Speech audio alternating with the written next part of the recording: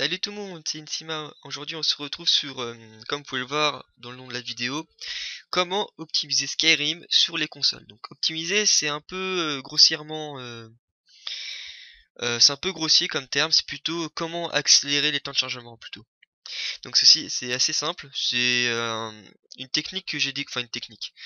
C'est quelque chose que j'ai découvert par hasard. J'ai pas du tout cherché. Je me suis juste dit, ouais, c'est un peu long les temps de chargement, surtout pour changer de zone. C'est un peu saoulant.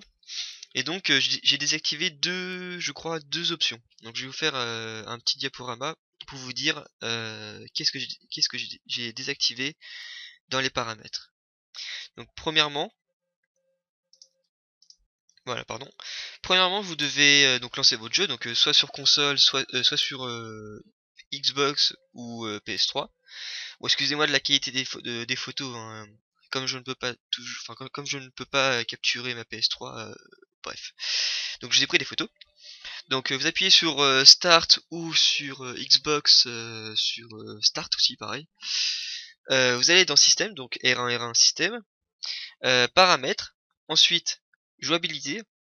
Et là vous désactivez donc bon après ne mettez pas comme moi, hein. Moi j'ai activé les vibrations, j'ai moins difficile.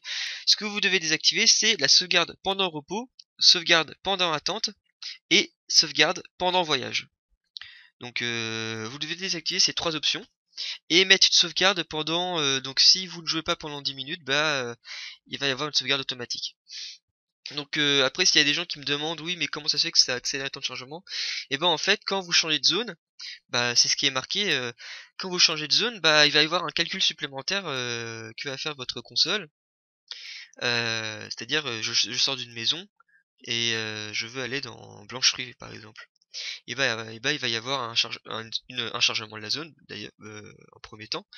Et après, en deuxième temps, il va y avoir une sauvegarde. Et ça, ça, on peut et ça, par contre, on peut le supprimer. Voilà, donc au moins, après, si vous avez peur, par exemple, je sais pas moi, vous voulez absolument que ça sauvegarde pendant le voyage, vous cochez. Mais clairement, ça optimise vraiment les temps de chargement. J'ai pu voir la différence, je me dis, ah ouais, quand même, ça change. Donc voilà, écoutez, c'était un petit tuto de quelques secondes, hein, rien de plus, hein. Je vous dis à la prochaine et abonnez-vous à la chaîne, inscrivez-vous sur le site, voilà, faites votre boulot, on va dire ça comme ça. Allez, salut tout le monde.